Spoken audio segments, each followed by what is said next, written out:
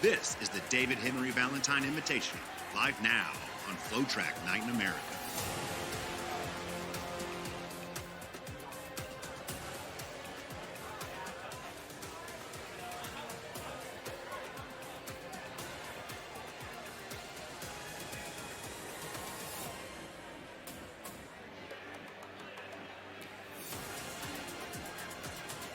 (100) Ashford Street in Boston, Massachusetts, the Track and Tennis Center at Boston University, the stage, the location for this year's David Henry Valentine Invitational presented by Saucony.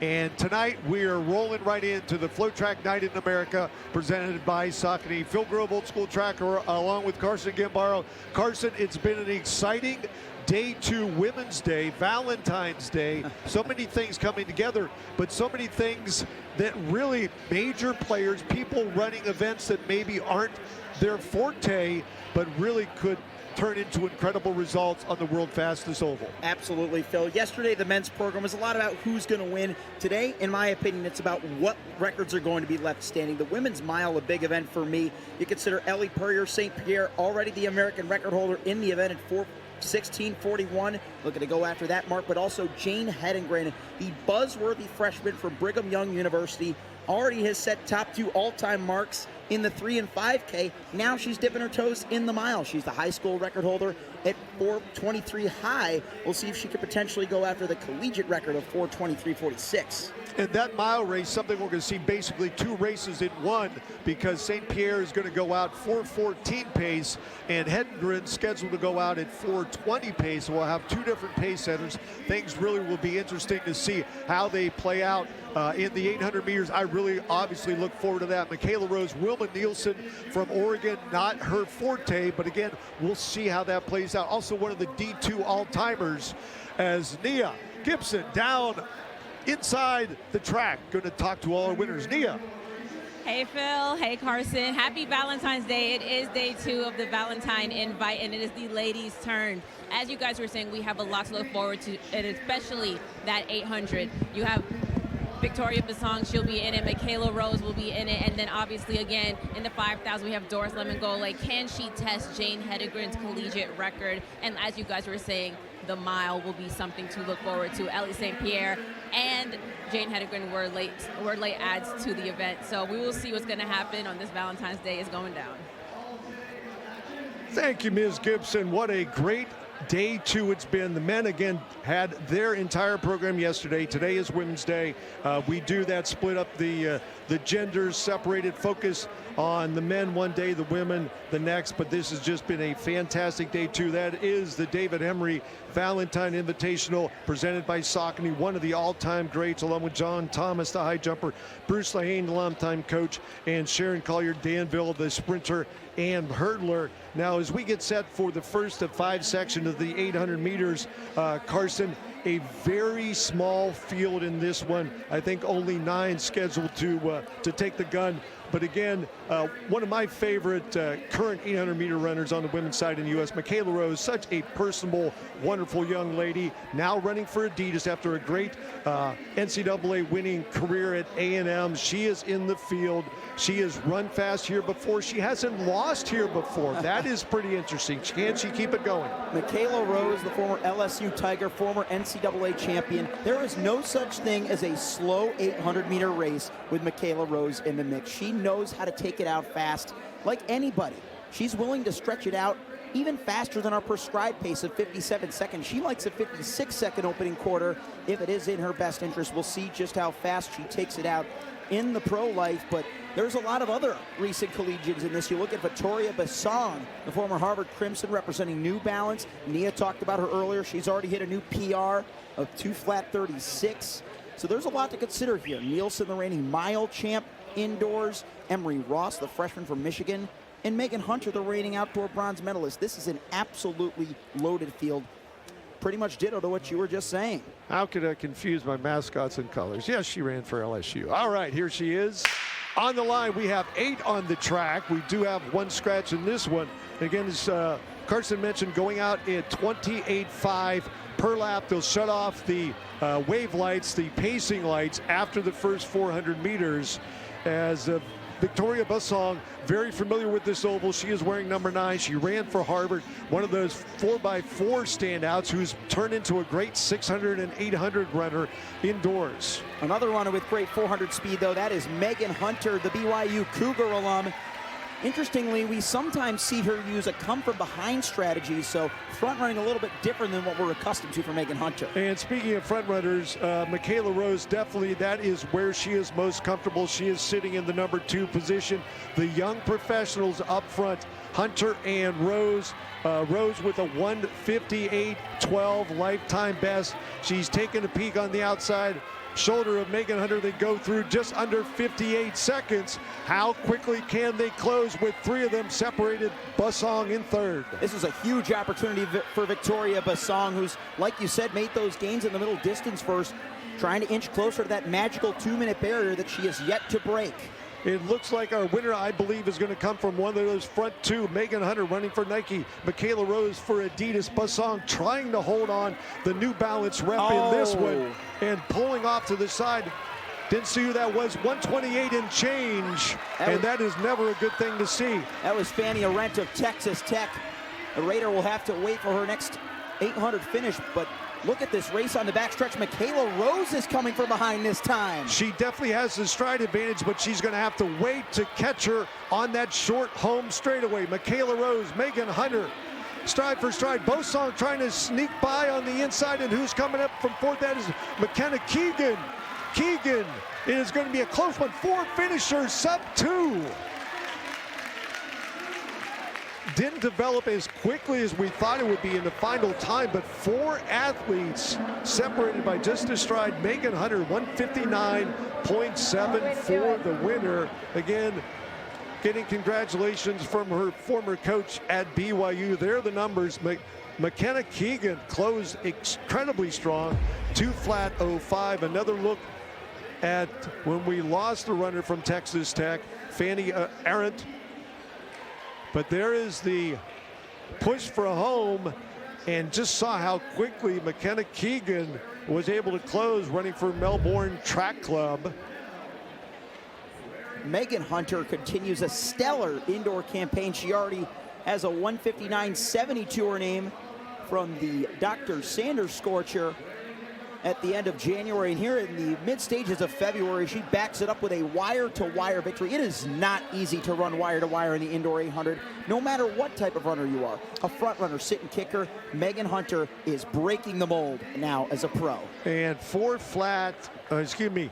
under 2 flat, 0.2, as we're going to send it down to inside turn 1. Ms. Gibson and Ms. Hunter ready to talk track. Thanks, Phil. I'm here with Megan Hunter, your 800 winner, 159.7, and you led from wire to wire. Talk to me about the strategy. Yeah, we just wanted to get out hard and see what I could do. Training's been showing that, yeah, I can run fast times, so just wanted to kind of see what I could do. Typically, we're used to seeing you almost use your competitors as a rabbit. Can you tell me what adjusted in practice, or maybe what did your coach say prior to you? We weren't sure how people were going to get out. We just knew we wanted to get out hard. So if someone was going to get out hard with me, then that's what we were going to do. But yeah, I mean, I just felt strong from the front out there and figured, okay, I'll just take it today. 159.7 in February. So tell me, what is the plans for you for the rest of the indoor season? We'll do USAs in a couple of weeks. So yeah, just going to kind of put my head down and keep training. And yeah, I'm excited for 2 weeks from now. All right, well, congratulations, Megan. Thank you. Thanks, Nia, and congratulations, Megan, the winner of the women's 800 meters, the hot heat. We still have 4 more heats of the 800, but Susan Anino from the Atlanta NYC Track Club currently in the lead with some collegiate runners on her shoulder, Carson. This is a wide open race if you look at its current shakeup. Heading towards the bell lap, you got Avery Pearson of Colorado and Tessa Buswell of BYU moving. And that's Maeve O'Neill from Providence in the lead with just 1 lap to go. But it is all collegiate runners at the front. We see Olivia Howell from Adidas trying to move up. She is now in the number 4 spot. But again, the Buffaloes, Avery Pearson from Colorado challenging O'Neill from the Mountain States to the East Coast. Who is going to pull out the win in heat number 2. Olivia Howe, can she sneak by? She's got a long way to go. She's got the miler's grit. But the winner, it looked like on the inside, that would go to Maeve O'Neill from Providence. No, it is Colorado. They're the same time. 2:03.21, so they go down to the thousandths of a second. Pearson did edge ahead of O'Neill. Olivia Howell, former standout at Illinois and then Texas, 2:03.53, so she's run here a couple times. Buswell also under 2:04, and we'll see her later as a pace setter in that mile. Absolutely, she's got an important job to pace current BYU stud Jane Heddingren, her teammate, to a potential collegiate record. Tussling it up here in a contentious 800-meter race. So every extra meter is so important, because when it comes down to a thousandth of a second to see who wins the second of 5 heats of the women's 800, Pearson on the outside by the narrowest of margins. And again, they both run 2:03.21. Heat number 3 of 5. And again, it's great that we have more than one opportunity to focus on a distance. I know in the 3K and 5K, we only get one shot, but in the half mile and the mile, again, we have such quality athletes here, and we saw some good stuff. You called the 800s earlier. I had the open miles. We had 3 women under 440. We'll see some good stuff in Heat 3. Absolutely. Providence fans, I don't know if they're exactly going to want to accustom themselves to photo finishes, as Shannon Flockhart ran away with that 1,000 in a 2:37 earlier, former Providence Friar. But Maeve O'Neill, either way, a great race between she and Pearson. Heat 3 out quick as well. Looking to go through with the pace setter Abigail White of South Carolina in 25.75 per go around. All right, Abigail White is on that outside alley. The field comes together. She goes through in just under 30 seconds for the opening 200. And then Sydney Smith from the Ottawa Lions Track and Field Club. We do get the Canadian collegiate athletes and post-collegiate runners coming down here to test out the winter training, the cold, long winter months of the Great White North, where they're coming down here, and they are on fire in Boston. You can see Sylvia Chalanga in the matching South Carolina Gamecock kit trying to link up with the pace setter White, who will step off after a quarter. Can't quite get to the front. Instead, it's the Red Storm of St. John's, Nora Haugen. Yes, I was outside when that team arrived today, and wow, what a push it was. That was a Red Storm. She went from 4th to 1st. She really wasn't in the picture, but now she is up by 6 to 8 meters, and Victoria Guerreri from Yale is trying to close, but she has to be content with the number 3 spot currently. Amy Piccolo from Battle Road, they are familiar sights here at BU. She is now in the number 2 spot with 1 lap to go at 1:32. 1:32, so that third lap you could tell was the most painful yet. So important to position yourself well, though, and that's what Amy Piccolo used that third 200 to do. How much of her gas did Nora Haugen from St. John's use and moving up to the front? Amy Piccolo looks very strong and determined, and there are 3 up front, the third being Privileged Chikara from Middle Tennessee State. It is Amy Piccolo from Battle Road, wearing the familiar green kit, is going to be victorious in 2:05 and change, heat number 3. She waited for the perfect opportunity in that home straightaway. Might not have caught Haugen as soon as she'd have thought on that backstretch. Very resilient race by Nora from St. John's to be able to hold on to the lead for as long as she did. Privileged Chikara finished very strong as well for Middle Tennessee, but Amy Piccolo, like you said, Phil, Battle Road Track Club knows this track here at BU. They love coming here to events like David Henry Valentine, presented by Saucony. And that was a huge push by Haugen. Her fuel gauge probably went from 3/4 down to 1/4 in just that big move. But Amy Piccolo, she had a good start. She was on the inside alley and then closed very well for the win. As heat number 4 of the 800 meters, and as quickly as they are done, they are moving right along to the next race. Meet management here is fantastic. And rather audacious, if I need argue, in the case of Molly Bennett of Boston University, who doubled in the 200 and 400, now stepping up to pace this heat of the 800. It's going to be her job to take us through in 59.5 through the 400-meter mark in heat 4. She's flashing a little smile there. If I remember right, she was just outside of 25 seconds in her 200. I think that's, if I remember your call, it's like she's stepping out there for a 200, but she knows how to lead, how to run, and she knows this track. All three elements extremely important. Well, she's still in sprint mode if you look at this first 100. Fresh off of it, 25-12 over the eighth of a mile distance, but running this 800 meters, she'll start to settle it down a little bit. It's clear to see she's ahead of pace. We'll look to see who gets close to her, though. Olivia Martin of Princeton, the first to go. She is flying. She's only a couple seconds off of her open 200 time, 27 and change, as Olivia Martin, as you said, from Princeton in the number 2 position, but well behind. Look at that big gap. You don't want to see that much early when you only have 4 laps to sort of bring everything together, as Stephanie Bertram from the University of Michigan sits third. I liked her positioning coming off of that first lap. Wasn't too eager to get after the pace setter like Martin, who found herself on an island. She's in a nice drafting position and can now move up to take the lead. As the pacer steps off, Bennett's day is done. Well, it was 59 and change, so that is where she was supposed to be. Not evenly distributed, but she does get the job done. And it gave the finishers a visual target to look at in addition to the pacing lights. And as you can see, we've now got a nice top 3 group forming to close us out in this final 300 meters of the race. Stephanie Bertram, Olivia Martin, and then in that blue Lily kit, Saul from Rhode Island. Oh, yes. yeah.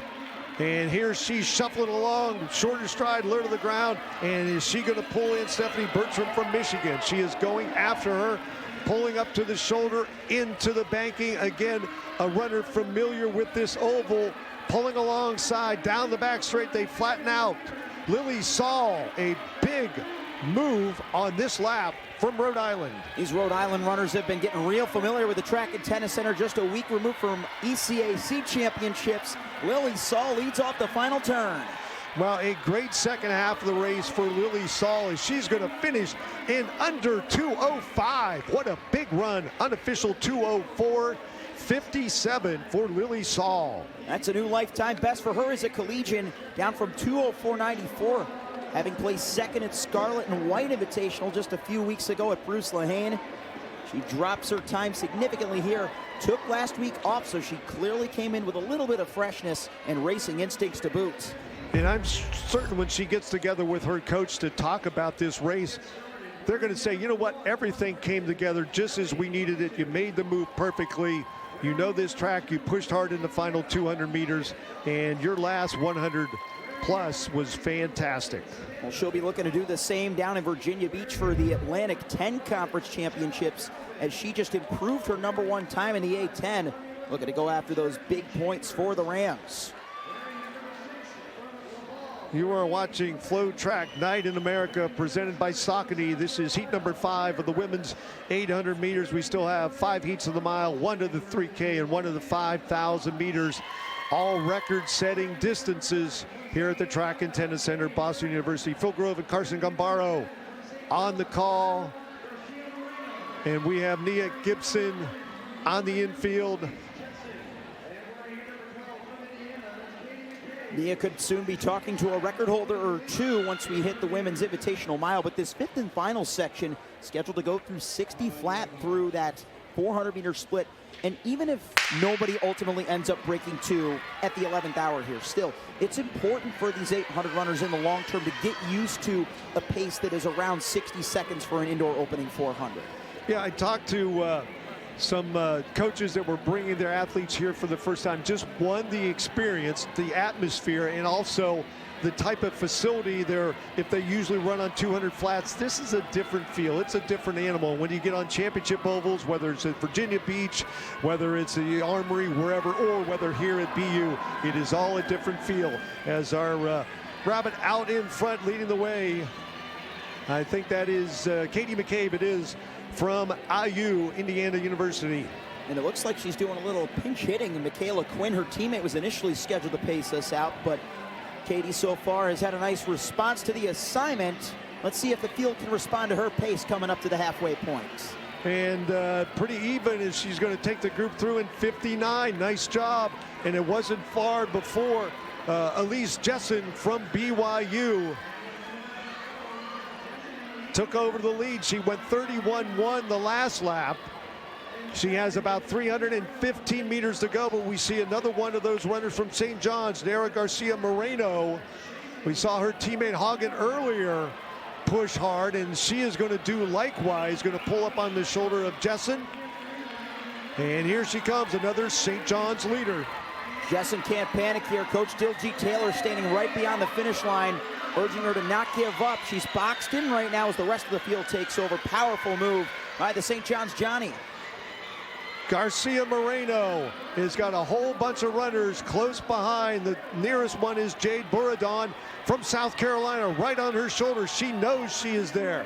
Garcia Moreno from St. John's, Buradon from South Carolina, and just enough left in the tank. Nuria Garcia Moreno from St. John's, under 2:06. Such a classy last 100 meters there. Out of Nayara Garcia Moreno right there. Entering into the final 100 meters, it looked like she was going to be put under pressure by Jade Buradon, but had her elbows nice and wide to prevent any backstretch passes. Typically those straightaways are where you want to make those moves, but she would not allow it at all. And another look at our fifth and final section of the women's 800 meters. This is the Invitational elite portion of our program, FloTrack Night in America, presented by Saucony. Some great action. 3 different leaders, and there's the final one, the only one that matters, Garcia Moreno from St. John's. And a look at the numbers. Megan Hunter, 1:59.74 wire to wire, holds off McKenna Keegan's bold rush at the end, and Michaela Rose as the top 4 go under 2:02. As we will step aside for a moment, coming back, the women's mile, the American distance, and it is magic here at Boston University.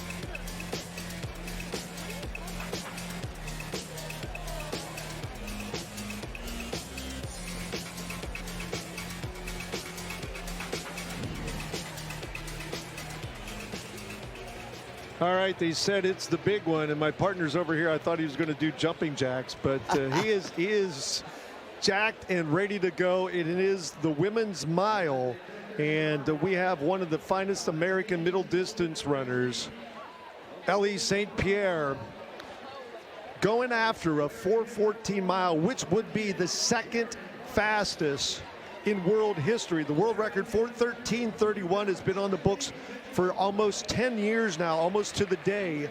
Heather McLean, her facility record set a year ago, 4:17.01. Running under 4:20 is a rarity. I was looking up the GOAT of all time in my world, Mary Decker, Slaney Tab, 4:20 point, but that was back in the day when they were 160 yard or meter banked boards. So now this magical 200 meter bank track. Carson, how do you see this race developing? Again, 2 pace setters, one for St. Pierre and then the other for Jane Hedegren from BYU. Well, Phil, we've got two big records up for grabs. First being Ellie St. Pierre's American record of 4:16.41. That places her number 3 all-time, just about a quarter second behind Gudaf Tsegay of Ethiopia, 4:16.16. Kate Mitchell scheduled to take her through the 800 mark at 2:07, but Tessa Buswell of BYU has returned from that open 8 to run this mile and pace her teammates Riley Chamberlain and Jane Heddinger, the two BYU Cougars. We saw Jane at that historic 5K, 14:44.79 at the Sharon Collier Danville season opener. She's chasing after Shalana Yildiz' collegiate record of 4:23.46. And you talk about doublers. Megan Hunter is also out on the track. She wins the Invite 800 meters. She is out there on the outside alley. So this is going to be interesting. But Kate Mitchell, again, from New Balance Boston, dialed in there. And then we see Ellie St. Pierre, the standout from New Hampshire, the dairy farmer in Vermont. She is all Northeast. She is everything about indoor track and one of the finest American middle distance runners, 32 and change, opening 200. And keep in mind, the opening 200 of a full mile is slightly longer than the closing lap, so it's going to be 200 even splits from here. Ellie St. Pierre was supposed to run in the Wanamaker Mile at the Millrose Games a couple weeks ago, but stretched due to illness. So instead, she's trying to go out here and run what she's got. She's already had an 8:26 3K season best, one of the fastest times in the world.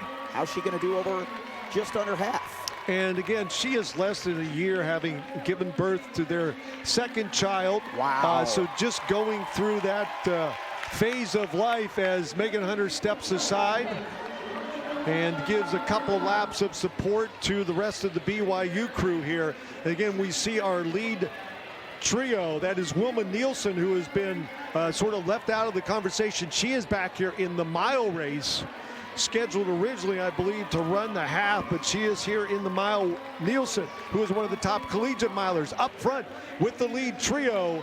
1:35 through 3 laps. The crowd getting into this one. They knew it was going to be a highlight on Valentine's Day at the Track and Tennis Center. And that top 3 right with the top group of white pacing lights. I'm curious if Nielsen is simply being a back pace setter for Ellie St. Pierre, the reigning indoor NCAA mile champion, number 2 all-time over the collegiate distance. So we can't even count her out of that conversation as they head to this 800-meter split. This is going to be huge, Phil. And Kate Mitchell moving to the side as we will leave it up to our top 2 hopeful finishers, Ellie St. Pierre and Wilma Nielsen. The crowd is on it.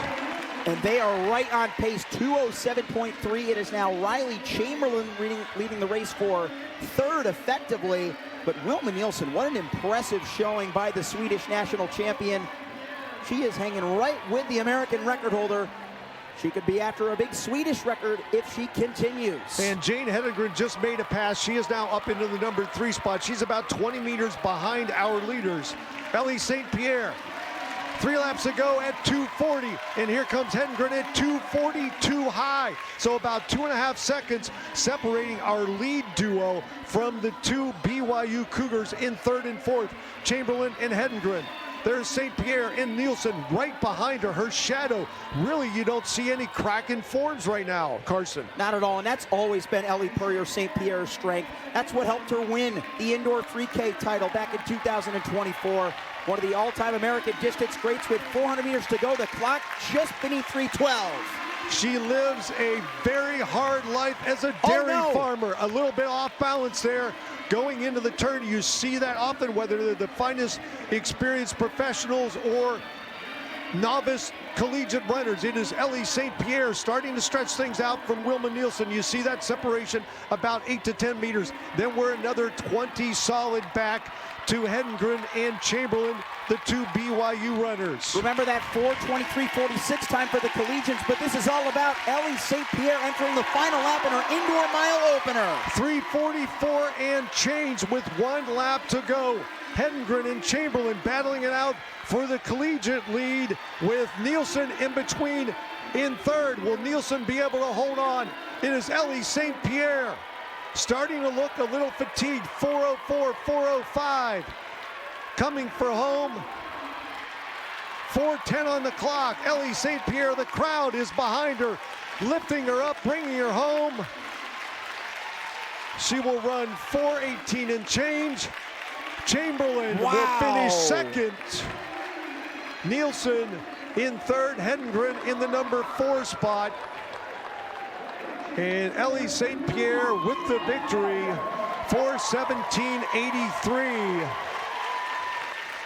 I mean, that's a complete dry run over the mile right there, Phil. This was a last-minute decision to run this race. But that is the magic of a year like 2026, when the biggest global championships is World Indoors, no major outdoor championships besides World Athletics Ultimate. Ellie St. Pierre just came to run on a whim.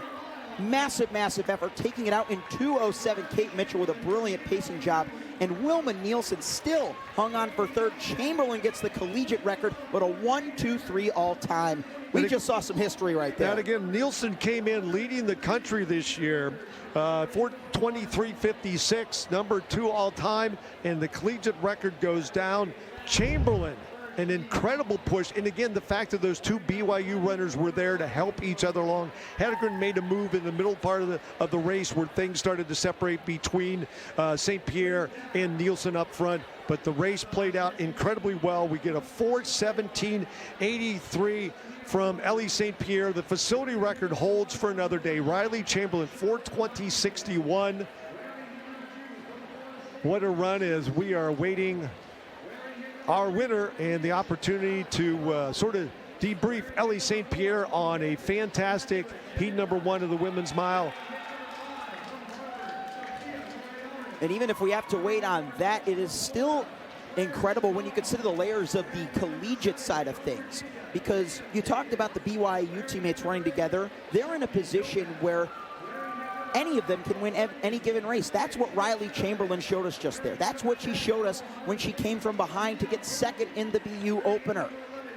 She is such a gutsy runner. She's put the team on her back to win 2 DMR national titles, and she finally gets to collect the headline accolade to celebrate Hedengren's time. Hey, she is now top 3 in 3 different distance events. She is something else. So all time there have been 10 sub 4:18 miles.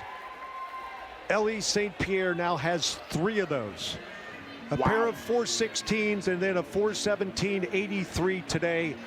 Wow, what a run at this distance. Ellie St. Pierre wins heat number 1 of the women's mile, but things really aren't going to drop off too much from here, Carson, as we're hopefully going to come home in a 4:24 mile in this one. That's 32.81 seconds per lap as we see Rosie Mucharski from Notre Dame as our pace setter. And you know what, Phil?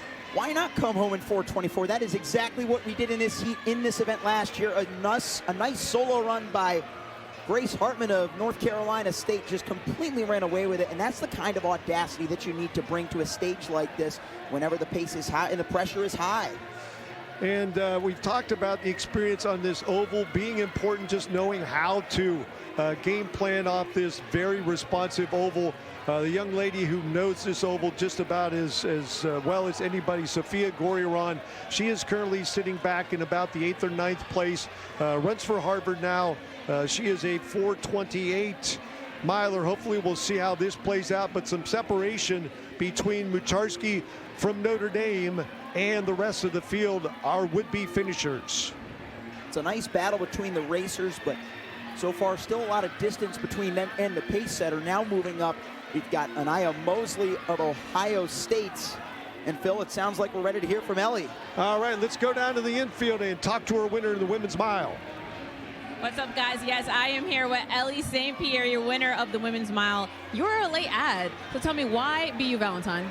I got a little sick after the Grand Prix a few weeks ago, and so I couldn't make it to Melrose, and I just wanted to get a fast one in. I've been working hard and didn't want my my hard work and fitness to go to waste.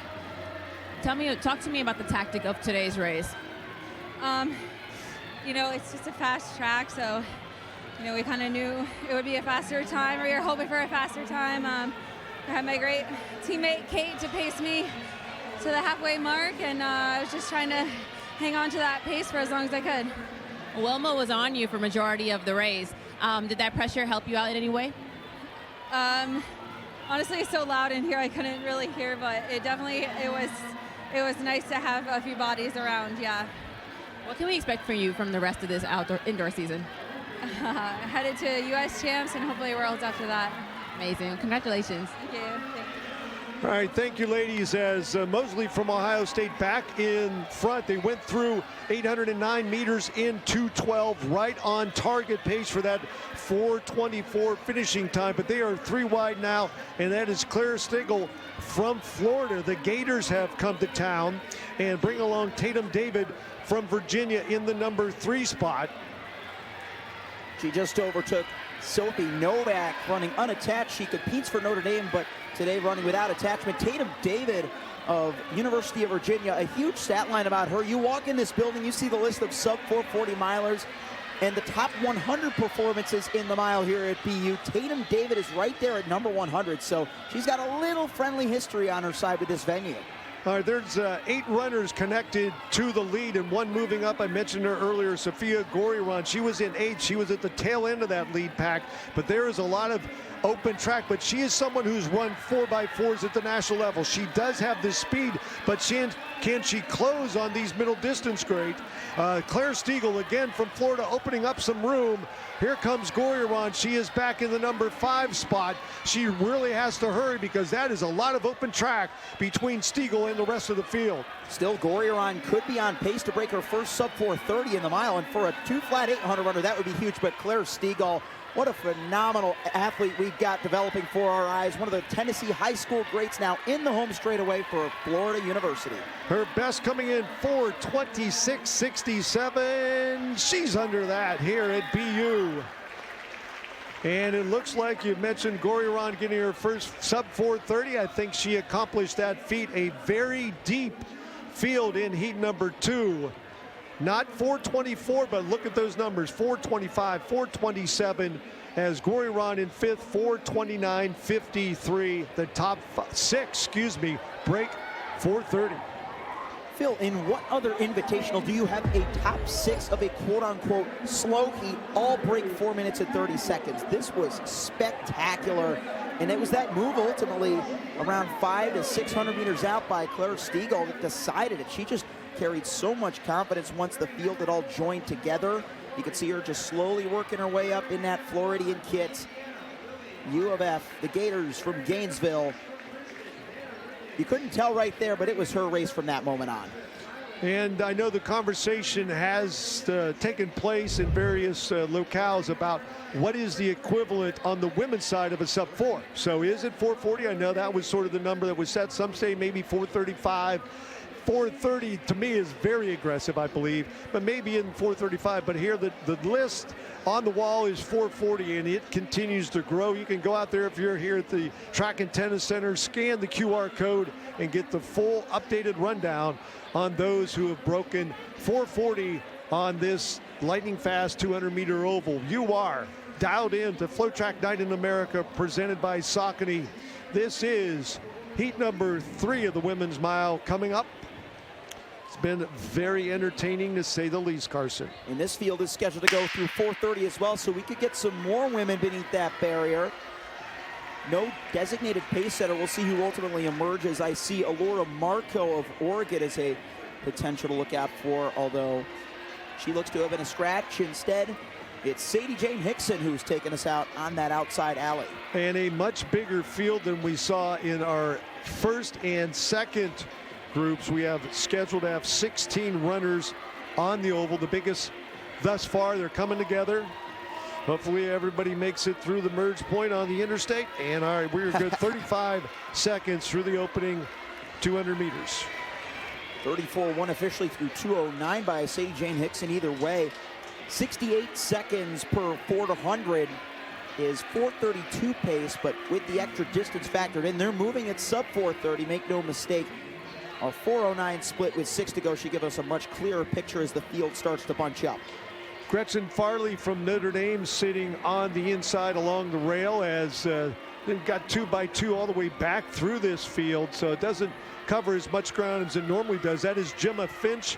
We talked about her earlier this season at the Track and Tennis Center. She runs for Great Britain. She is on the pink and black kit on the outside, wearing number 9. Love to see some of the international presence. Of course, we saw Shannon Flockhart, one of the many great members of Team Great Britain, representing formerly New Balance Boston today, but Finch for GBR looks very confident here. She used that third backstretch to position herself nicely snug behind the pacer on the shoulder, so that when she steps off, she'll be in prime position to move forward. All right, so sitting in the number 3 position, we haven't mentioned her yet, Elizabeth Katevi from Texas A&M Corpus Christi. She went 34.5 the last go-round, with Farley from Notre Dame in the 4th position. Things are starting to gravitate toward that single file formation, with Finch just getting a look over the shoulder of our pace setter, Sadie Jane Hickson. Coming at 800 meters, just shy of that 4:30 pace, but either way, somebody is going to emerge from this field with a kick. You've got to like Elizabeth Katevi, whom you called out right there. You see her in the black kit in 3rd. She triples from time to time at the Southland Conference Championship. She did that outdoors from the 800, 15, and the 5K. She's got range. All right, so we are down to our finishers, as Gemma Finch now the leader. Sadie Jane Hickson in the number 2 spot. Katevi from A&M Corpus Christi, 250 with 3 remaining. Our leader right in the green portion of the wave lights. And it looks like, I think that was Gretchen Farley from Notre Dame moving up to 3rd. Yes, it was. I suppose Sadie Jane Hickson was just a pace setter in disguise. She is out there for the long run, just as Wilma Nielsen was in the first heat. But I'll tell you, Gemma Finch just looks so comfortable out there. We observed her confidence in the early laps, and she is letting it out onto the track, heading towards the final 400. All right, Hannah Riggins is moving up through the ranks. She is currently number 4, passing Sadie Jane Hickson, but a lot of open track after that 34-second lap for Gemma Finch from Great Britain, 3:24.4 at 3/4. She ran 4:31.14 at the John Thomas Terrier Classic just 2 weeks ago, a lifetime best. Wanting to get closer to that sub 4:30 would be a huge accomplishment for her. She's going to need to close quickly as the field starts to come back. Here comes Katevi. Yeah, I was just going to say Katevi has not gone away and now is starting to close and getting close enough where Finch may hear her, either footballs or breathing. Here comes Katevi. You talked about the big strength of tripling at meets, and she blows past a young lady from Texas A&M Corpus Christi. Less than 100 meters to go, just such a smooth pass. She makes it look so effortless as her hip number's about to fly off. Hey, that's just a testament to how fast she's kicking it home, Phil. There is no fatigue in her face. She is just a cool customer as she goes 4:31 high for the win. 4:31.71 for Elizabeth Katevi from Texas A&M Corpus Christi. Just such a steady close there. It seemed like she almost faded back into the shadows over that 3rd quadrant of the mile, which may or may not be ideal depending on the style that you like to run with, but it's clear that she's found hers. Elizabeth Katevi and her coach absolutely overjoyed at that mark right there, winning by nearly 3 seconds. Wow, what a run. And we'll take another look. Sadie Jane Hickson, the early leader, with Katevi right there, was 2nd for a while, and then really fell behind. We thought maybe that was going to be it. Gemma Finch looked pretty solid. She had run 4:31 here, as you mentioned, just a couple weeks ago, but not able to keep pace with Elizabeth Katevi from Texas A&M Corpus Christi. The celebration was the best part for me, Phil. The crowd's been so active today. You heard Ellie St. Pierre say it earlier. You can barely even hear your competitors when they are right on your heels. That is just how loud the crowd is. The reverberation over the ceilings, over the throws cage. No atmosphere quite like the track at Tennis Center. No, you're absolutely correct. And I know one of the all-time great American distance runners on the men's side, Galen Rupp, I was reading a piece when he talked about just the noise level. I think he said even louder than maybe the Olympic Games, as Elizabeth Katevi with the big run out of the Southland Conference, Division I in the south central part of the U.S. Heat number 4 of 5. And guess who's back for some more pace setting? Sam Lascelles of BU, who was in the open 800 earlier, having run 2:08.20 there for 11th overall. Not a bad day at the office. She's moving her way up the BU ranks. Their indoor school records in the 2:06 company. So far doing a pretty good job settling in.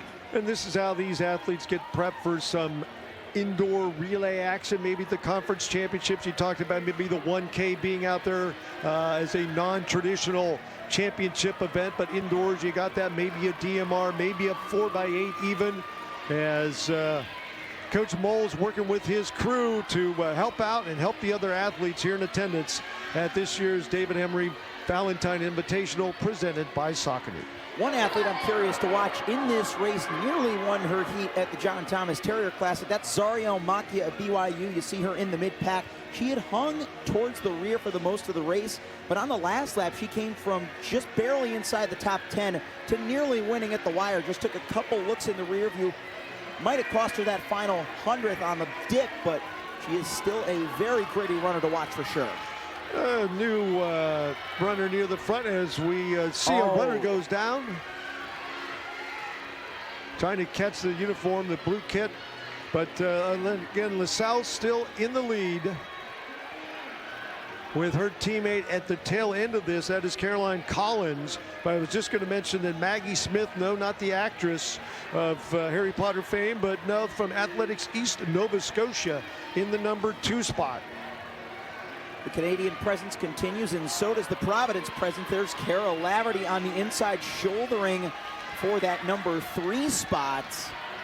See if she can maintain it there. Pace setter stepping off the 4:800. Sam Lascelles' day is done. It's going to be a long road home from here, Phil. Here comes Dorika Mansari Iso of Kentucky. So Maggie Smith from Canada, 4:37 miler. It's got about 6 meters on a group of 4, and they're going wide up into the banking, and that was Georgetown's Charlotte Bell. Had a very distinguished high school career, now running for the Hoyas.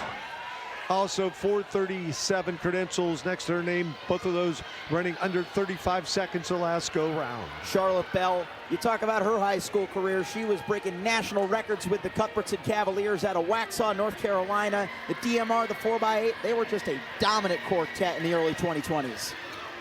Maggie Smith has some company. And it is Charlotte Bell from Georgetown. Pretty big gap back to the rest of the field. Somebody from that chase group needs to go now if they want to link it up. It looks like Samantha Hasty of Michigan is getting a little hasty and trying to bridge that gap as we speak. Right now, in the number 3 spot, it was Julia Agostinelli, but you did mention the Wolverine to get a little antsy. Hasty from Michigan, 4:37 credentials. Maybe she saw the clock. Hey, we're 3+ minutes in. It's time for me to start moving with this amount of empty track.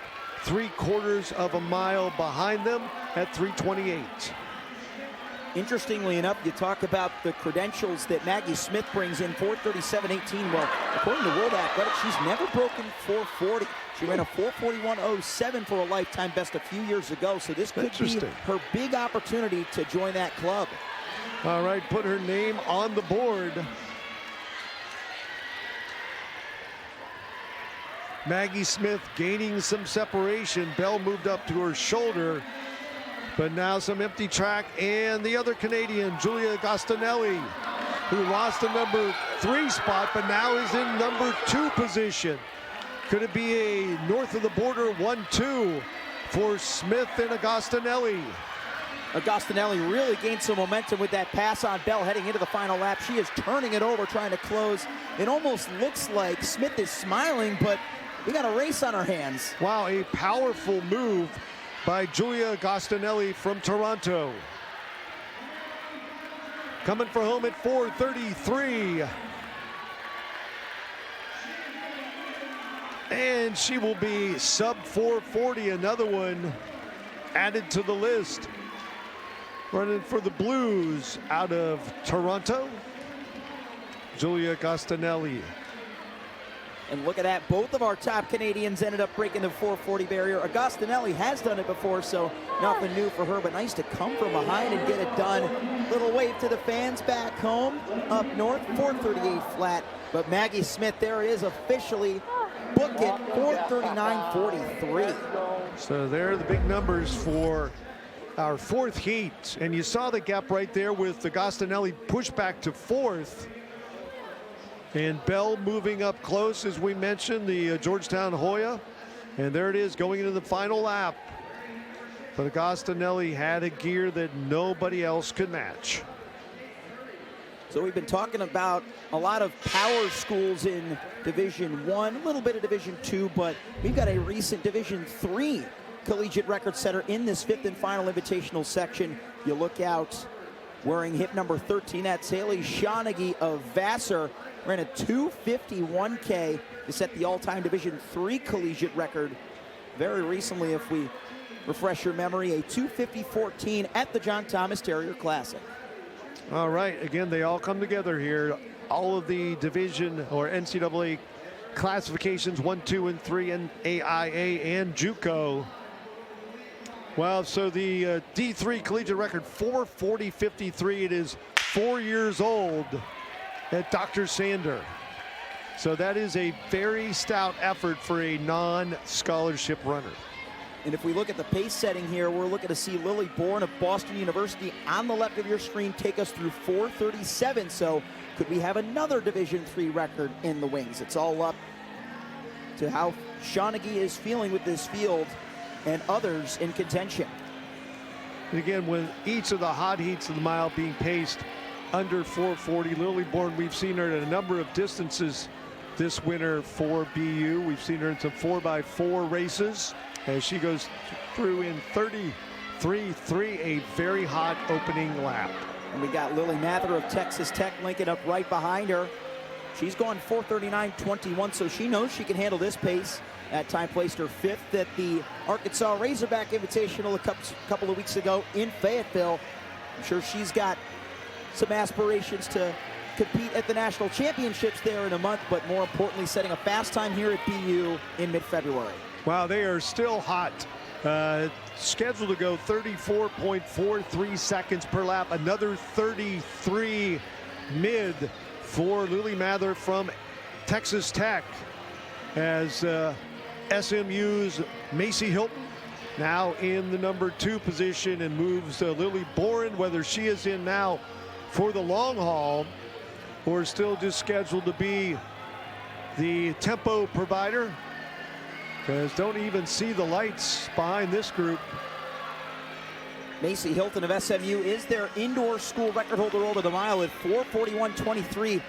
Got the day started with the DMR with the Stangs this morning, so we'll see just what she's got left in her to potentially become the first Stang to go sub 440. So Lily Mather from Texas Tech in the lead, Hilton in second, Boren now in third, and along the rail from Furman, that is Jays Ward, running again for Rita Gary's group down in Furman. We've got 2 members of the girl gang, as they like to call themselves, from Furman. Also Annie Miller, a freshman in this field. We'll look to see how they ultimately judge this as Boren steps off. It's up to the racers from here, less than 8 laps to go. Make that 4 laps to go, 800 meters. What a battle up front between Mather from Texas Tech and Hilton from SMU. Just when you thought that Hilton was going to sneak by, take the lead, the junior from Texas Tech said, nope, sorry, not on my watch. They both traveled a long way to get here to Boston on this Valentine's Day, but Hilton making a powerful surge into the final 600 meters, trying to catch back up to those 4:37 pacing lights. Little look behind for Mather. She could be tiring, trying to see what she's got left. And Lisa Corzo moving up a couple notches. She is now in the number 5 position. She runs for Lipscomb. And also sees Samantha Herta from the Valor Track Club sitting in 4th, as Hilton now leading the way by about 8 meters over Mather from Texas Tech. If you look at her running style, it's hard to tell that she's pulling away, but she's made the right moves to put herself out front by nearly 10 meters. Mather is looking like she's in the paint phase. She took another look behind as the chase group inches closer. So 329.2 through 3 quarters. Again, as Lisa Corzo from Lipscomb moving up another spot, as Herta and Corzo looking like they were going to challenge for that number 2 position, currently held by Mather from Texas Tech. You can just tell how comfortable that our leader Macy Hilton is with this track. Look at the clock, Phil. She's on pace to potentially break that 440 for the first time in SMU history. 4:04 at the bell, with Mather still working those arms, pulling herself along, just popping into the screen behind our leader, Macy Hilton from SMU. This has been a pure effort race by Lily Mather just to even stay in the top 2. But Macy Hilton is making it look easy in the home straightaway for Southern Methodist University. 15 meters between first and second, and she will be on the list. Under 440 at BU, and so will several others out of this section. Corzo closed well with hat on head. Did she get under 440? I see 5th place at 440 point. Oh, just a top 2 as Mather and Corzo so close, 440.17 and 440.47, but Herta and Macy Hilton with the win under 437. You see Hilton starting right there in that SMU blue on the inside. I've mentioned a couple times now, the other half of the SMU team is over in New Mexico at Don Kirby at altitude, but coming down here, just a phenomenal display. She just looked so at ease the entire way around. Gotta love to see that for Macy Hilton. She's your final heat winner of the Invitational Mile here at FloTrack Night in America, presented by Saucony. What a run, 5-second school record. Putting all the numbers together for our women's mile races. Some great stuff. There they are, Ellie St. Pierre. Again, her 3rd time under 418 in her career, with Riley Chamberlain, a new collegiate record, Wilma Nielsen and Jane Hedengren also under 423. Taryn Parks at 423.10 for 5th. Forgotten about in all the excitement of what was going on in front of her. We will step aside for just a moment. Coming back, one heat, one and done, the 3,000 meters at this year's David Hemery Valentine Invitational, presented by Saucony.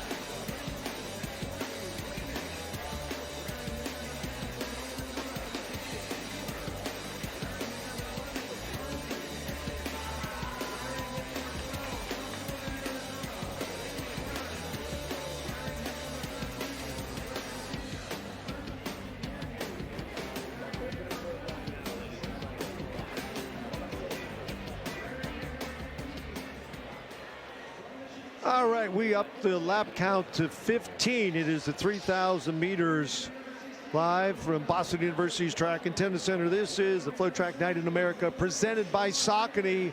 This is the elite field. There they are. And we already see Jane Hedengren. She was just in the mile 25 minutes ago. You can still see, she's like, you know what, I'm trying to catch my breath here. And so is her teammate, Riley Chamberlain, just to her outside. This one should be also a very exciting race. We have some milers moving up in distance. Absolutely, including the former collegiate mile record holder from Oregon, 5th on that outside alley from the left, Shalana Yildiz. But just imagine, Phil, running the 1st or 3rd fastest mile in collegiate history and then coming back, I don't know, 15, 20 minutes later to pace a 3K. That's what Riley Chamberlain and Jane Hedengren are doing right now. That's right, that extra work that just takes them to that next level that very few athletes are able to reach. Iolis is getting after it thus far. She was ahead of Jane at the start, kind of pushing up to Riley Chamberlain. She wants this to be a fast pace. Well, again, they are scheduled to go out 35 seconds per lap, which is an 8:45 tempo. Whoa. For the full distance. Those are some very lofty numbers. 33 low for our pace setters from BYU. And I would expect this to settle down a little bit, but it's clear that Shalana Yildiz is looking maybe for a little bit of revenge, or at least ascension of the record boards. She is of Turkish heritage after all. Could be looking after the Turkish indoor record of 8:43.46 by Yasmin Karin. Again, she has run 8:42.29, ran down at the New Balance Grand Prix, so she has run that distance, but not at the lofty height of 8:30s, maybe, perhaps. We have seen some incredible numbers at this distance on this facility, both on the men's and women's side. 3,000 meters, 36.3 for Riley Chamberlain up front, looking through, back through the field. I know we did have a young lady from Adams State. Where is she? Oh, there she is. Ava O'Connor. Ava O'Connor, the Division II leader at 9:03. She ran that at the opener, the Sharon Collier Danville season opener. She leads Division II by 12 seconds. So can she get herself in the 8s? And she really went for it in that 3K. I remember just watching that back half move that she made. Ultimately got reeled in the final few laps. But Ava O'Connor still such a gutsy runner. She's going after the Division II record held by former Adams State standout Gracie Hyde. And Gracie is scheduled to be in this one. I don't see her kid out there running for Puma, but I was so impressed when Gracie Hyde was at Adams State.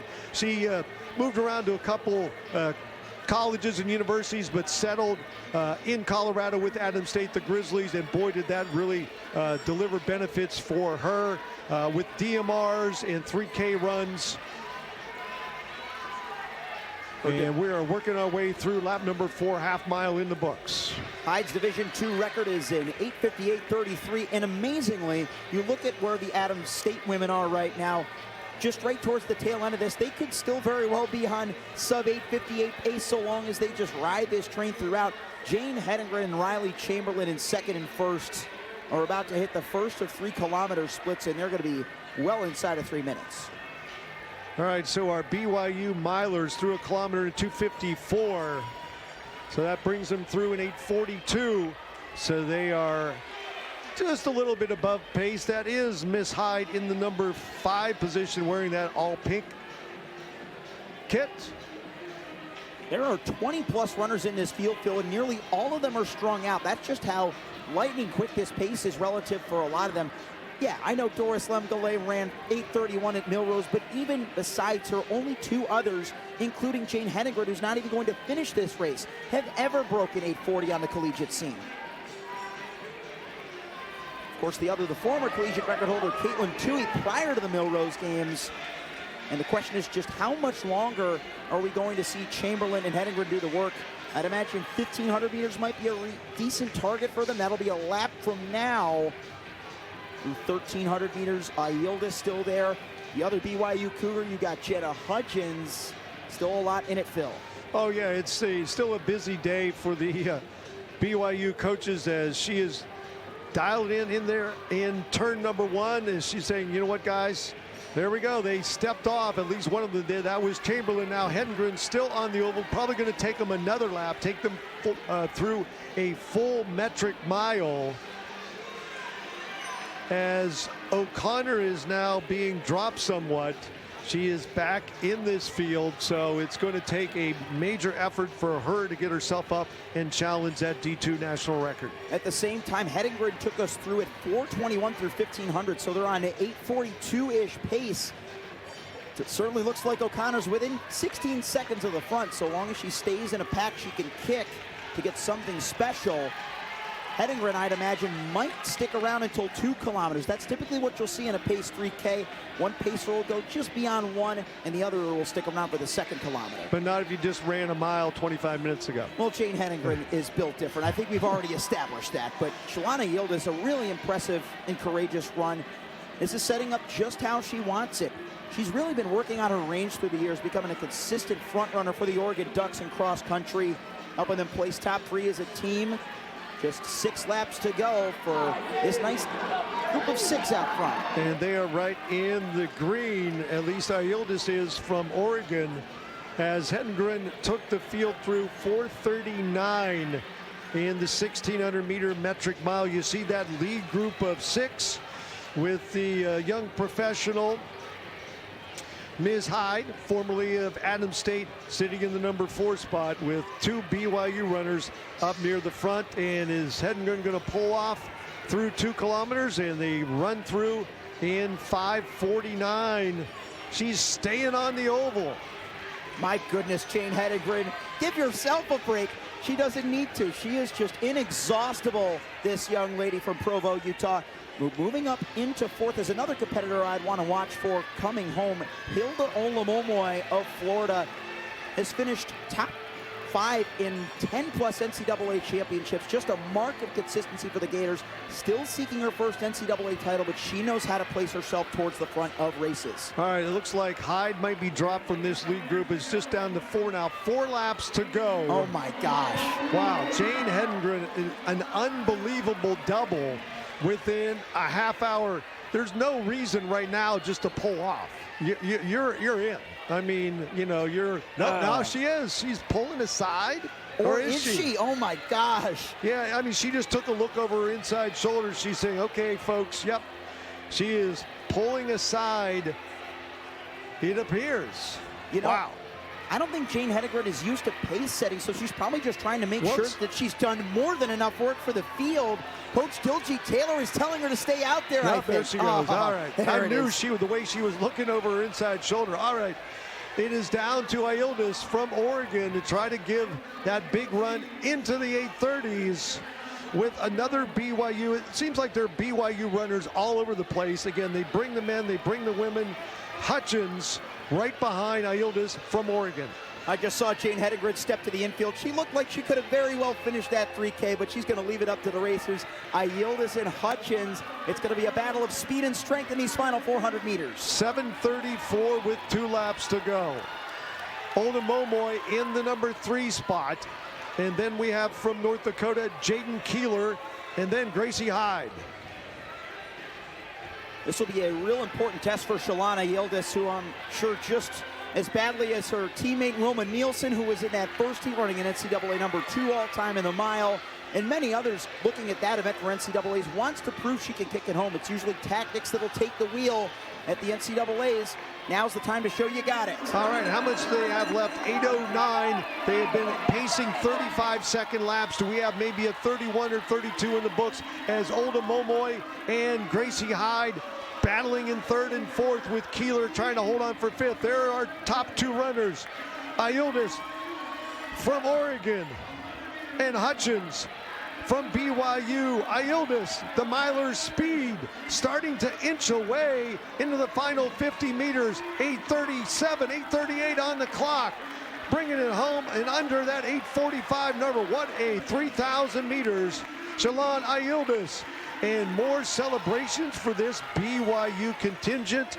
They just keep reloading race after race. But there's the Turkish record right there, Phil. Shalana Ayildis, 8:42.66. She just owns the middle distances for her home nation of Turkey. She left it all out there on the track. At one point, we thought Jane Hedengren was going to give her a long run for the money, taking them through up until the last 600 meters, but Ayildis from the gun put herself in a prominent position and used that miling speed, as you said, Phil, to come home victorious. Coach Dilgy Taylor with the congratulations. That's sportsmanship right there at its finest. So 8:42.66 for our winner. These are athletes. They will see each other many times throughout the indoor and outdoor season at big invites like Brian Clay and such live on the FloTrack Network. There is Hedengren finally stepping aside, leaving up to Ayildis and Hutchins to do battle. And it was the miler's speed that proved to be the difference in the final 200 meters, with Hutchins also under 8:45. There is our winner, Shalon Ayildis. The numbers with the top 2 under 8:45. Gracie Hyde, again, the former Adams State standout at 8:46. And all the way down to a quick look at that 8:52 for Knockout from West Virginia in the it looked like number 10 position. As we are waiting for our winner to have enough oxygen to talk with Nia Gibson on the infield, and it looks like they are walking that way, joining together inside turn number 1. Just a quick correction, Yildiz, that is her second 8:42 of the season, just off of a recently set Turkish record that missed the qualifying list for Division 1 given the lack of collegiate presence at the New Balance Indoor Grand Prix. But either way, a great mark of consistency. Looks like she's now got the top 2 Turkish times in history, this being number 2. Nia Gibson with our winner. Nia. Thanks, Phil. I'm here with Salon Yildiz. What a race. Please tell me about when you decided you had to go. Last 600, yeah, it was the plan. And the plan was also like going like sub 850 to get like qualification. As you know, I ran in the New Balance Grand Prix and they didn't count. So, as yesterday, Marco mentioned about that. So I'm happy with my spot right now. I didn't cut any workout and we ran yesterday DMR. And also we got qualification for that. So I'm really happy right now. As you should be. I want to talk about your versatility as a distance runner. How important is that to you? Because you really showed off that miler speed. Yeah, it's really good facility here. Everyone like run fast. Yeah, I broke the NCAA record last year and today Riley got it. It was an amazing race. When I was like warming up, I was watching the race. Yeah, I couldn't really focus on my warm up. Yeah, I love racing here. So how special was it to, I guess, win here at the BU Valentine in the 3000? Sorry? How special was it for you to win here at the BU Valentine Invite? I mean, I have nothing to do today, so I'm here to race, you know. It's a great race for singles, I guess. Yeah, you know what? You're right. Happy Valentine's Day. And congratulations. Thank you so much. Happy Valentine's Day, everyone. Thanks, guys. And what a moment on Valentine's Day from Shalana Yildiz from Oregon with the big win in the 3,000 meters. And everybody was distracted by that incredible mile earlier. But again, the cherry on top of the cake, the 3,000, a great end to that. And we will step aside for just a moment, be back with the 5,000 meters, the final event at the FloTrack Night in America presented by Saucony.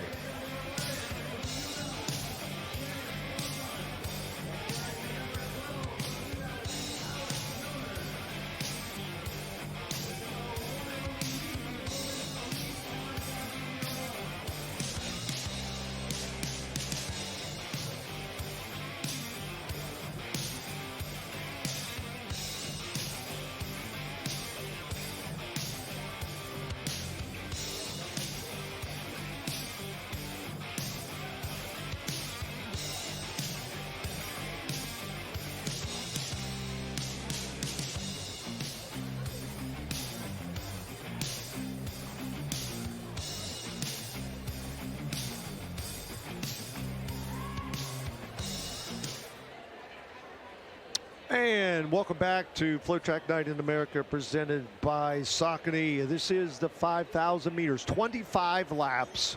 It is sort of the indoor marathon, Carson, but a very stout field on the oval for this one, including a facility record holder bumping up in distance. That is Carissa Schweitzer returning to the indoor circuit, representing the Nike Swoosh Track Club. Keep in mind their women's head coach is Diljeet Taylor as well, so I'd imagine she's going to get pretty loud as she has for all of her BYU Cougars, former and present. So far, looks like the pace setting is in the hands of our 1,000-meter winner, Shannon Flockhart. She's got a couple of her New Balance teammates out there, and former Providence teammate Alex Millard being one of them. Another new pro I'm excited to see, Margot Appleton, one of the fastest 1,500 milers in NCAA history, formerly at the University of Virginia.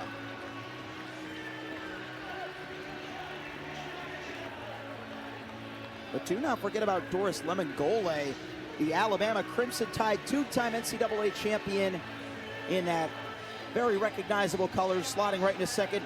She was the former collegiate record holder over this distance. You and I called it back at the BU Sharon Collier Danville opener in 2024, 14:52.57. Still number 2 all time behind Headingren's 14:44.79. And Lemon-Gole earlier this year won at Milrose, 8:31.39 for 3,000 meters. But when you look at the pacing on this, Carson, only 35.2 per lap. And in the 3K, we're at 35 seconds a lap. So this group is going to be cruising right along. And again, a lot of professional runners in this one, or post-collegiate, again, as Shannon Flockhart in the lead with Doris Limnolay from Alabama, a well-decorated cross-country runner and also just as good on the ovals. But another decorated cross runner is former NCAA champ Carissa Schweitzer for the Missouri Tigers. She got to go watch the NCAA Nationals at her home course at Gans Creek back in the fall when Doris won. I didn't know it at the time. She was thinking she'll be racing against Doris at BU Valentine, but I do recall her saying after placing 17th at World Cross, the 4th highest American there, that she was pondering coming indoors for the first time since before COVID hit in 2020 when she ran that 8:25 facility record in the 3K. Yeah, as you mentioned, that world cross-country experience down in Florida, a lot of athletes use that as a sort of springboard toward the indoor season, that being back in January with the very unique alligator hurdles.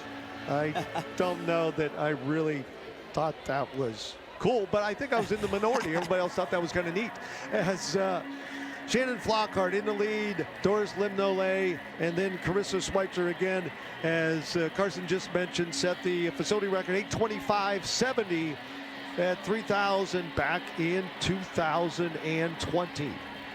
2:54 through that opening kilometer for Shannon Flockhart, just hours after a 2:37. Elsewhere in the field, though, we got a couple of other Nike pros. One of them, a recent BYU Cougar grad, Lexi Halliday-Lowry.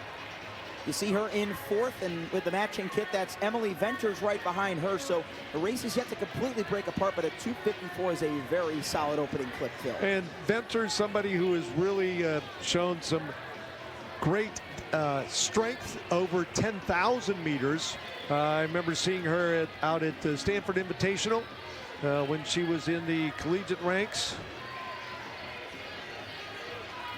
As they are moving through again a very professional field in this one, with I believe Limnolay is the only one on the oval was still with collegiate eligibility.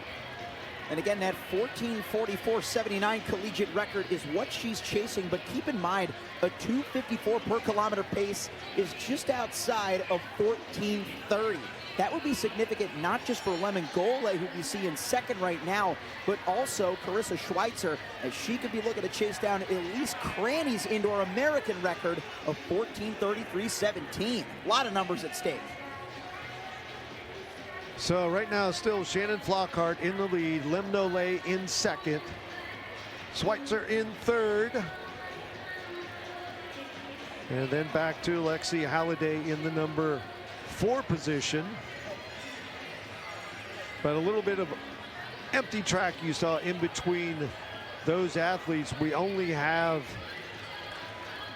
9 runners really on the same straightaway, then a big gap, and we have the final 3 in this 12-runner field. They are still very much being colored by the pacing lights, our lead group. Shannon Flockhart, eyes down, track level, just really dialed into the pacing, whether you look at your lap, or excuse me, look at your watch every lap, or just internal clock. These athletes, these pros really have that process down. You know, it's a combination of factors when you come to Boston University. Yes, you've been training that internal clock with all of those repeat 200s, 20x400 workouts, but you got the wave lights here to help you as well. Flockhart starting to fall a little bit behind the front end of the white group, but they are still nestled nicely in the green group.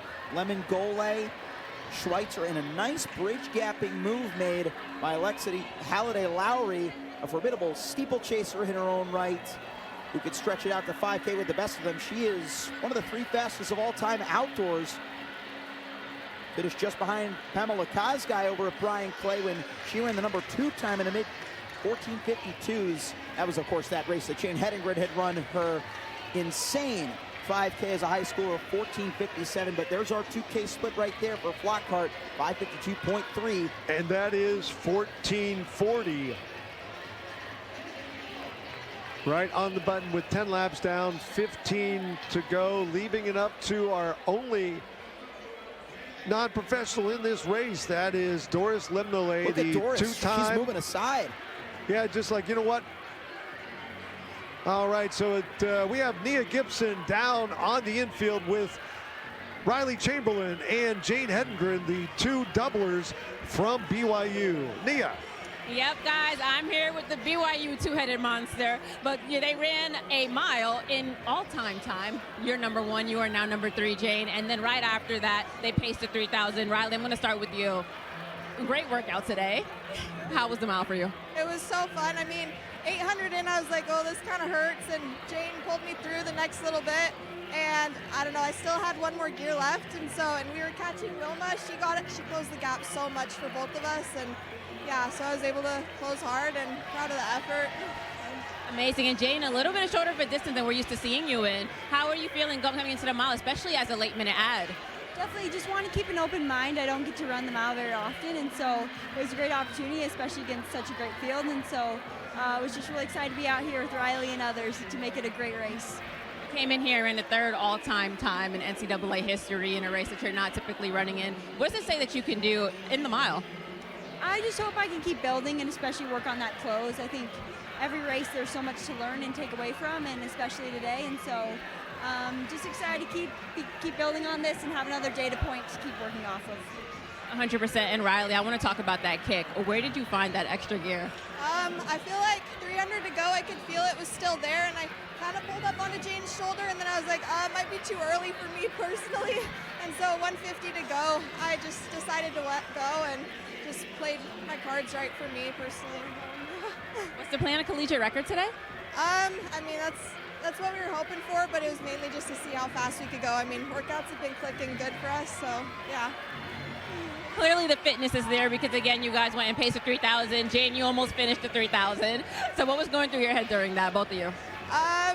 It hurt the whole way, and I just knew she'd make it probably a lot further than me, and so I was like, I'll take the first little bit, and then she took a lot of it. You know, Jane, while we were sitting here watching you, Riley was like, she can go for days. So talk to me about your fitness. Oh, man, I don't know. I just think it's been a great opportunity to be at BYU and come to this program. I think Coach Taylor is very tactical in the way she trains us and keeping it sustainable, but also very productive hard work. And so I'm just excited to keep building with her and just keep having an open mind every time toeing the line. All right, we love it here at FloTrack. Congratulations, guys. All righty, thank you, ladies. And there we are down to our top 2, Lexi Halliday and Doris Lemnole. Lemnole again went 8:31 at Millrose, and one of the two ladies we just saw on camera, Jane Hedengren, finished 3rd in that 3,000 at Millrose, where Lemnole ran 8:31. But Alabama has had such a great weekend.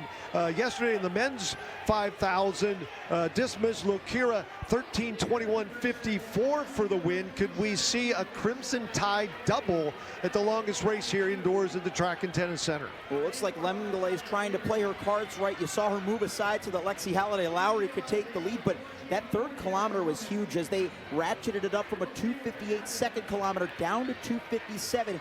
They came through 8:49, Phil. That would have been good enough to place them inside of the top 7 of the overall Invitational 3K with still 2 kilometers to run.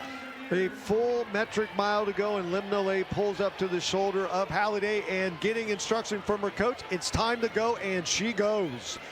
Doris Lemnole, she's got the distance from her cross-country endeavors, going 6K plus. Lemnole just exploded away from the field. Now she's going to encounter these lap runners again in an all-professional race. She is making this look so easy. And that has just been her specialty. That's how she broke away from Jane Hedengren back at Grands Creek in the fall. And that's how she broke away from Lexi Halliday Lowry in the Steeplechase National Championship back in Eugene in June. In 7 laps to go. Look at that. A 2-second differential in the latest lap. Carissa Schweitzer, got to give it up for her in her first indoor race in over a half a decade. She's running very well in isolation right now. 35.8 the last go round for Doris Lemnole from Alabama. And now it is all up to her. Quick look over her inside shoulder. No need to look back because she looks so fresh right now, and she has about a 15-meter lead on Lexi Halliday, with Carissa Schweitzer another 10 back. I think the thing that impressed me the most when I got to watch Doris break the 5K collegiate record initially of Parker Valby back at the Sharon Collier Danville opener was just how smoothly she ratcheted up the pace. She and Hilda Olamomoy were neck and neck and just made the final 5 laps of 2:51 look ever so effortless. I think it might have even been a 2:49. These last kilometers are often crucial. We're about to get our 4K split coming up to the line. So is that 14:44.79 at 11:50. So we need like a 2:54 to break another record. That's a pretty safe bet. That 4th kilometer, easily the most painful yet. Halliday Lowry was doing the effective pace setting heading into it. She's still out there giving it a gritty run, but it was just outside of 3 minutes. We're going to just have to see what kind of closing speed Lemon-Golay's got left. She made it look so effortless, just as she has today in that 3K over at the Armory. And here with the track giving her that response back, that's what she's going to need to rely on. The lap runners will definitely play a factor into her final 800. Final 800 meters, 4 laps remaining. Her coach inside, that's Coach Nick, inside turn number 1, giving her all the motivation and guidance as far as numbers. 36.3, 2 seconds faster than Lexi Halliday, and only slightly faster than Carissa Schweizer, who's still doing a phenomenal job out all on her own. But you just look at Doris Lemon-Golay building that gap over and over again. You can only wonder what kind of closing lap split speed she can come up with. Amazingly, she can move so fast in these closing laps without barely powering her arms. She just has such effortless form. There she is, Doris Lemon-Golay, 36.4. She is dialed in. The Crimson Tide looking for a double in the 5,000 meters at Boston University, taking both of the premier distance races in the FloTrack Night of America presented by Saucony on Friday, and now back on Valentine's Day Saturday. Lemon-Golay coming to start finish once again. 2 to go at 13:39. So the chase for the collegiate record is not over. It's over, rather. If you look at the current lap splits, though, it is becoming increasingly difficult despite how easy Lemon-Golay is making it look. Again, you can attribute that to some of the early aggressive pace that she and the others were going out. And again, no faults to Flockhart. That's pure adrenaline right there, that 2:54 opening K. Lemon-Golay still blowing away this field regardless. Doris Lemon-Golay coming up. She's going to get the bell at 14:16, running solo for the majority of this race. But that is Carissa Schweizer closing. Are we going to see a big push by the pro? The facility record holder in 3K, can she get in the picture? There she is.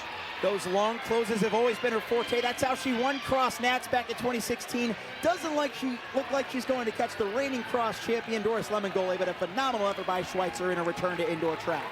All right, so the Alabama Crimson Tide will double up and sweep the 5Ks here at BU. 14:51. Schweizer also under 15 minutes. A gutsy performance with her return to indoor track after being number 2 for the USA in the World Cross Country Championships. Phil, we have reached a unique level in our sport where we could see a 14:51 and not even be surprised. Doris Lemon-Golay just ran the 2nd fastest time in collegiate 5K history. Completely out of breath after that understandable effort. Those last 2 Ks were really taking a toll on her, both outside of 3 minutes apiece, but still built that gap in the middle portion with that hot pace between she and Lexi Halliday Lowry. I'd be really curious to see what Schweizer's splits were, though.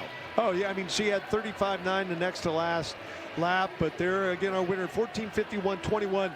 Again, we witnessed Hedegren's 14:44. Those two have done battle cross country and track, but Hedgren's was just a different explosive finish.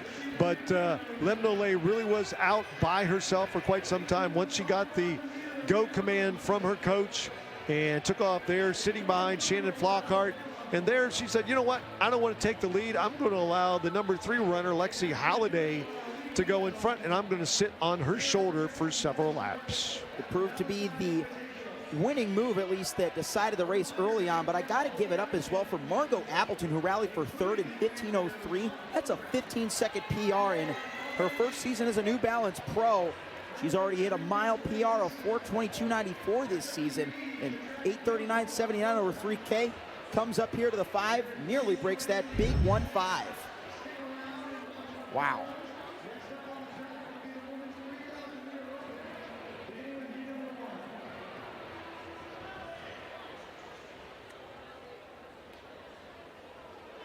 So that looks to be it for the women's 5K. So there are the final numbers as we have the top 4 under 15:10. Katie Izzo in the 5th spot at 15:10.75. Again, an all-pro field except for our winner, Doris Lemmelade, 14:51.21. And our first of the open races for 3,000 meters. And I will step aside and let Carson take control. Finishing up the David Emery Valentine Invitational, sponsored by Saucony. A huge thank you to you, Phil Grove, Old School Track. He'll be back for the 5,000 meters. Carson Gabaro got you covered. We may or may not get the chance to talk to our new NCAA number 2 all-time, Doris Lemengole, improving her own mark. But in the meantime, we're going to focus on this first open section. And do not forget that the pace setting is still very much prevalent. Our first heat scheduled to be taken out in 8:58 pace by Samantha Nadel. Looking at some of our competitors on the line in this open 3. There is one in particular that I'm really curious to see how she does. We've got a high schooler in this race running unattached from Massachusetts, the reigning Brooks Northeast Regional Champion, Abigail Hennessy. Look out for her in hip number 4. We got a lot of other big power schools in this. You see the NAU Lumberjacks. They got a couple of athletes out there. So far, our top racer behind Nadel, that's the LSU Tiger, Edna Chepkamboy. So they're just beyond 400 meters behind Chepkamboy. You've got her teammate from LSU, Abigail Chepnamgay. Chepnamgay there in second. We're going to watch this race continue. Looks like Chepkamboy's taking a lead. But we will reconvene with her fellow SECer, Doris Lemengole, with Nia Gibson down trackside. That's right. I'm here with the winner of the women's 5K. Doris, what a race. Number 2 all-time in collegiate history. Just take me through what you were thinking each of those 25 laps. For sure, it was a hard race for me. And the first 3K was good, but then I thought that the girls would help me for a little bit, but I just found it just me alone, and then I had to take a move. You know, it was hard, really. Can we expect to see you in any more 5Ks this indoor season? Yes, I think SECs and nationals for sure. Yeah.